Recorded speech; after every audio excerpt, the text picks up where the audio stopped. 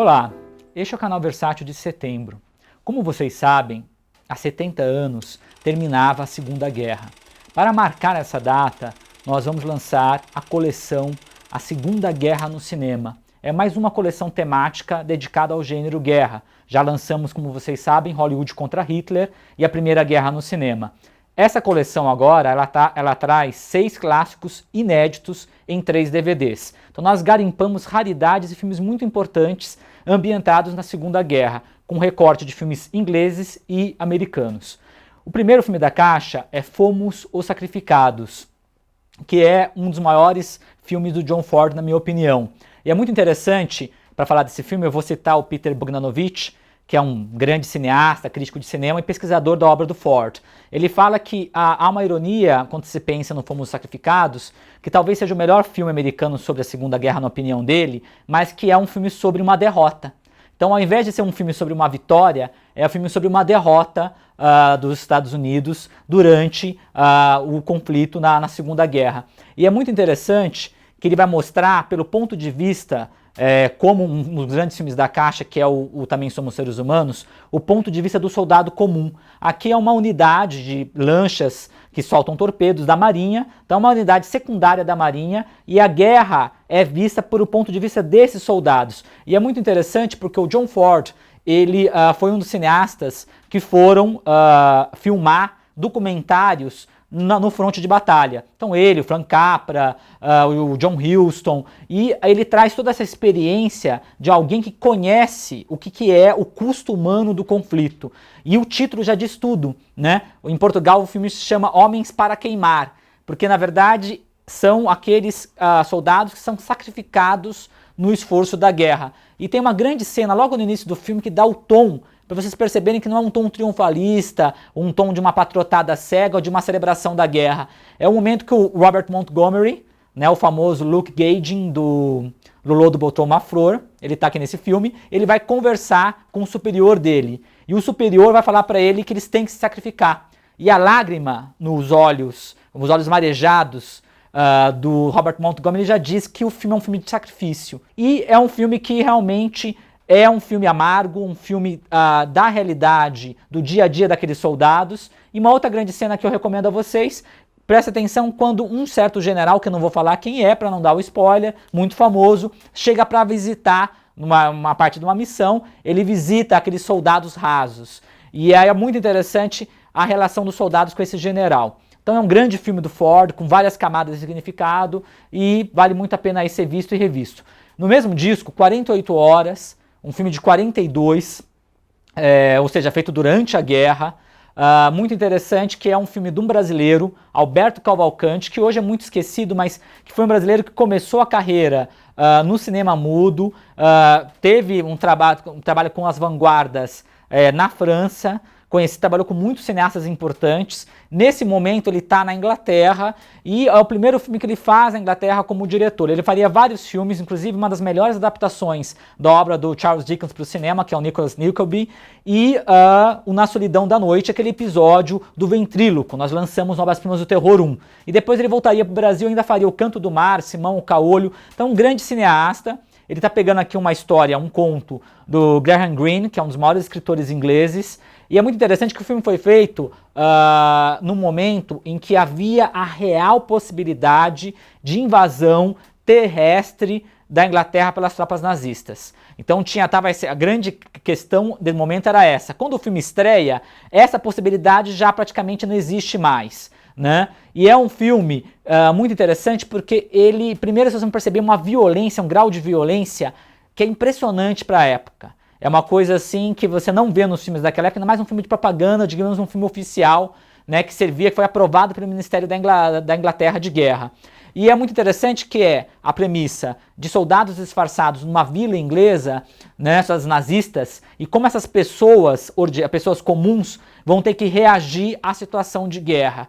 Então aí você vê donas de casa praticando assassinatos, usando armamentos pesados. Então esse contraste entre aquele cenário bucólico, tipicamente inglês, da moderação e a violência que irrompem naquele cenário, uma violência urgente e necessária, que é a força do filme. Então é um filme muito interessante, interessante que foi redescoberto recentemente, foi restaurado e nós estamos trazendo pela primeira vez aqui ao Brasil esse grande filme do Roberto Cavalcante. No disco 2 tem o meu favorito da caixa, na minha opinião um dos maiores filmes que a Versátil lançou esse ano, que é uma obra-prima sem tamanho, do William Wellman. E é muito bacana, duas coisas importantes para falar desse filme. Primeiro que o William Wellman era um veterano de guerra da Primeira Guerra, tinha lutado naquela famosa Esquadrilha Lafayette, e ele tinha uma preocupação muito grande de fazer um filme autêntico, sincero sobre a guerra. Então ele pega o elenco, coloca o elenco antes de começar a filmar, ele exibe um filme da Batalha de São Pietro, que era um filme documentário do John Huston, que ele filmou no front,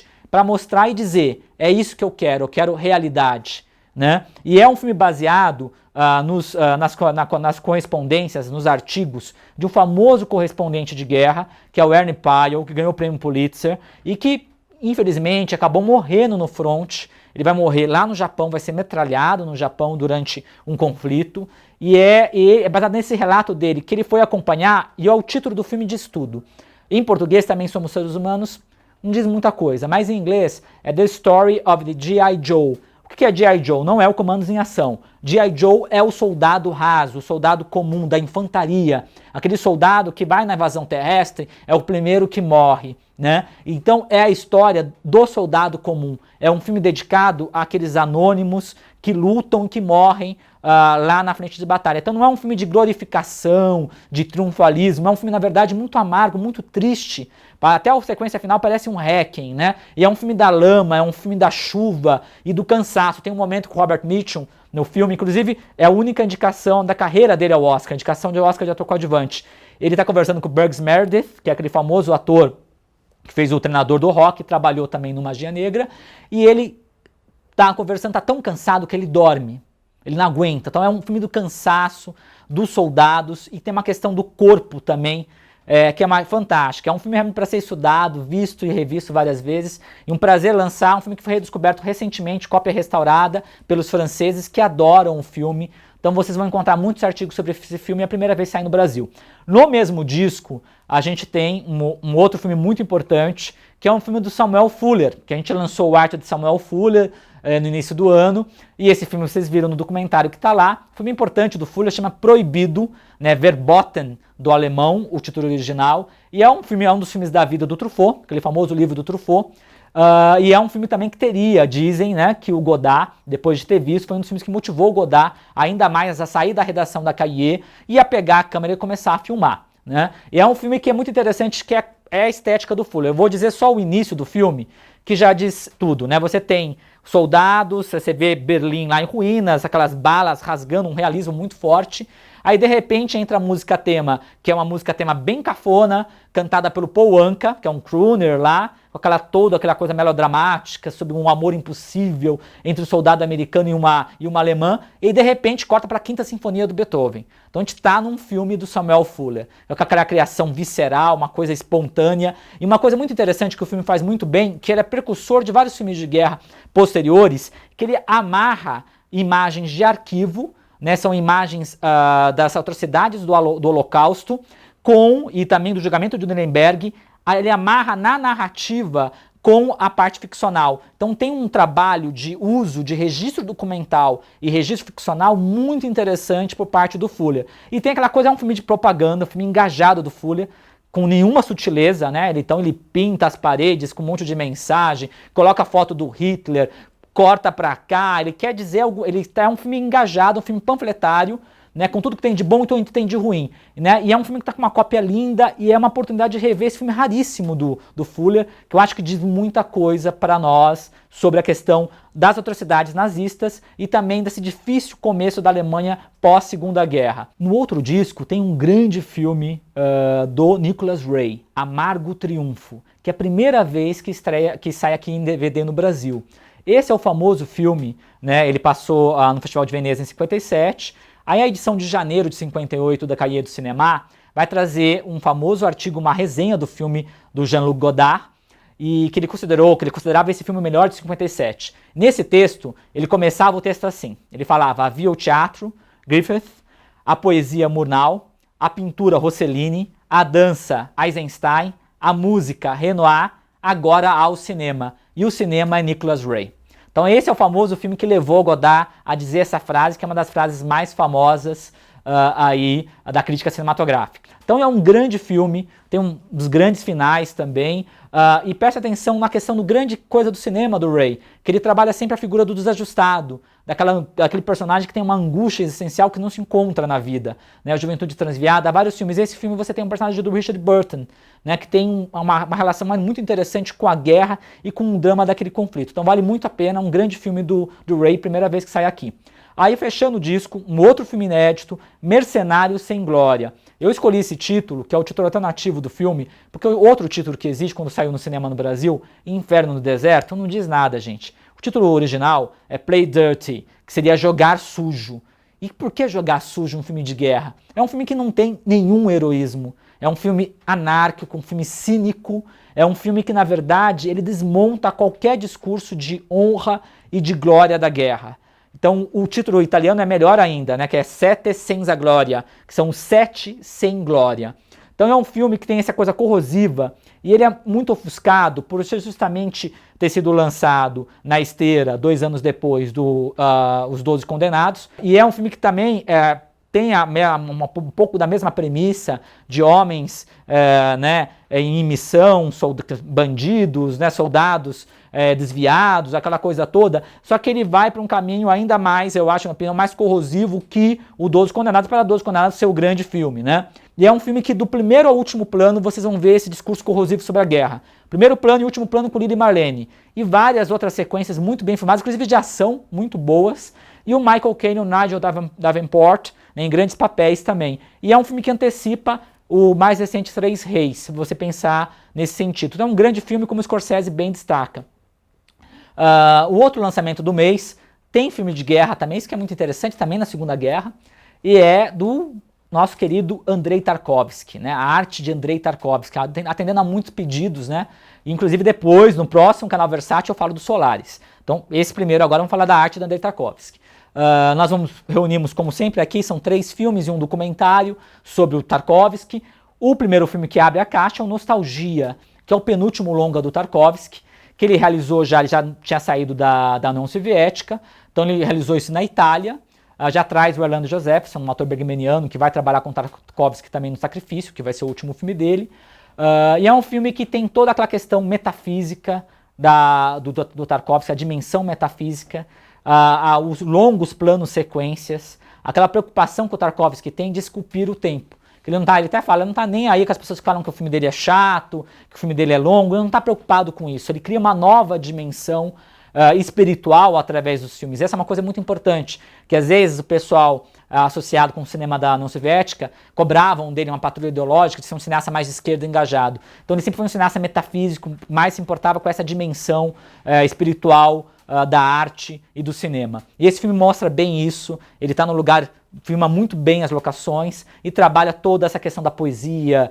da escultura, da arte italiana dentro do filme. O Tempo de Viagem é o documentário que foi realizado durante a pesquisa de locações pelo Tonino Guerra com o Tarkovsky, e traz, na verdade, é muito interessante por trazer, além de mostrar todo o processo de criação do Nostalgia, ele mostra também opiniões do Tarkovsky sobre literatura, né, sobre cinema, então traz toda uma dimensão humana do Tarkovsky que é muito bacana e acompanha muito bem o Nostalgia. O Espelho, um outro grande filme do Tarkovsky na caixa, de 75, é um filme, talvez, o filme mais radical e hermético da carreira do cineasta.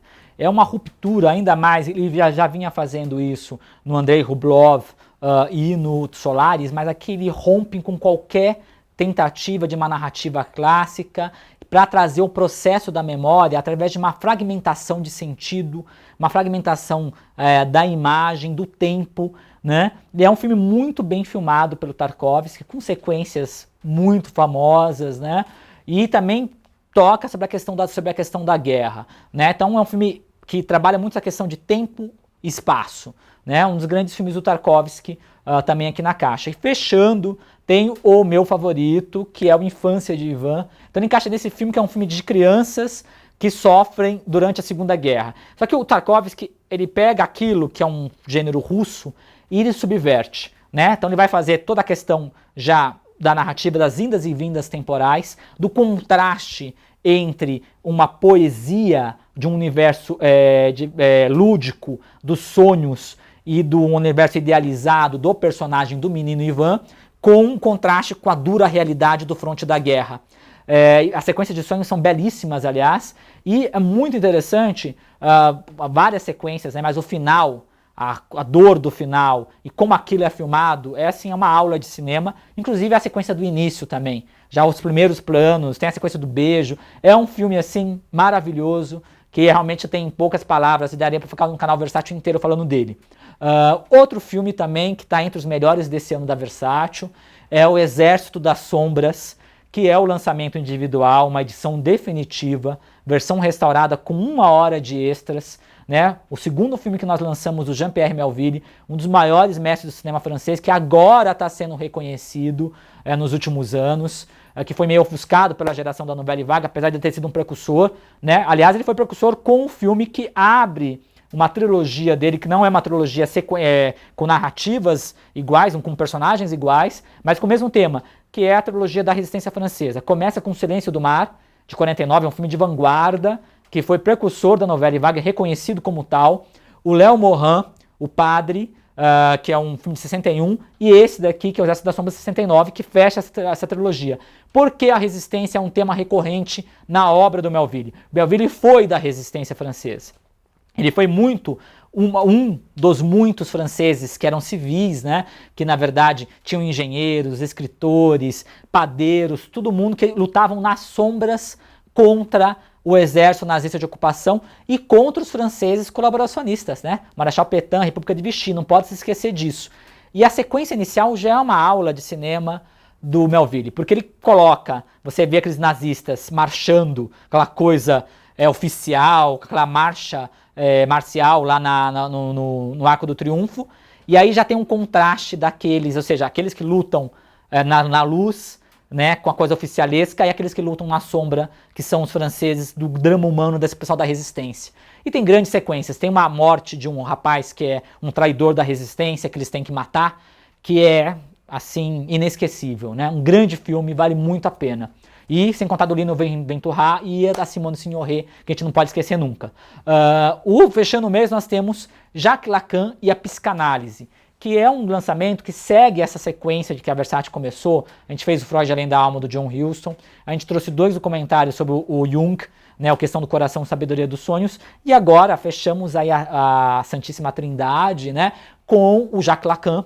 É um DVD que reúne 3 documentários sobre Lacan. 2 documentários especialmente sobre ele, sobre a obra dele, os temas da obra dele, e na verdade, que é um documentário que é uma filmagem de uma palestra que ele deu em 72. Então você tem a oportunidade de 2 documentários sobre Lacan e ainda um documentário em que você vê o próprio Lacan discursando, dando uma palestra. Então, assim, é essencial para quem tem interesse na obra do Lacan, ou trabalha na psicanálise, ou usa as ideias do Lacan também nas suas diferentes disciplinas. Aí nós temos o mês de outubro, né, um excelente mês para quem gosta de Shambara e de Daigeki, né, os filmes de samurai. Nós vamos ter o Cinema Samurai 4, tá, dando continuidade a essa série de sucesso, de destaque com 6 filmes em 3 DVDs. A Última Espada, de Yojiro Takita, Lobo Samurai 1 e 2, são 2 filmes, do Hideo Gosha, Crônicas dos Shinzengumi, do Kenji Misumi, Juramento de Obediência, do Tadashi Mai, que ganhou o Osho de Ouro no Festival de Berlim, e Guerra de Espiões, do Masahiro Shinoda.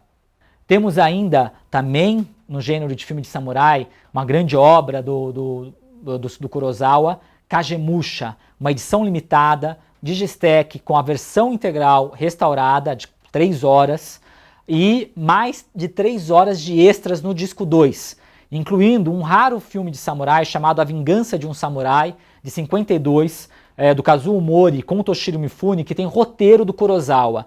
E ainda vamos ter nessa edição limitada um cartaz como o do Solaris e o Despertar dos Mortos. Então é um belíssimo pacote para quem gosta de Kurosawa.